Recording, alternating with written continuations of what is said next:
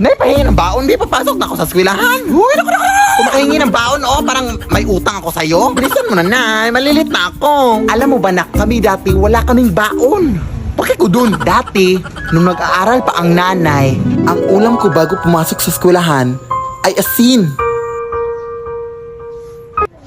Tapos, pahirapan pa kami dati papunta sa eskwelahan kasi dadaan pa kami sa maraming ilog na may mga crocodiles.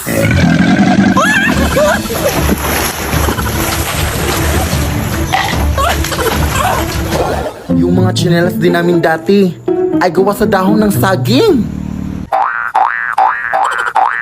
Hindi ko rin makakalimutan na hindi ako makapag-aral ng mabuti kasi wala kaming ilaw. Tapos may mga aswang pa.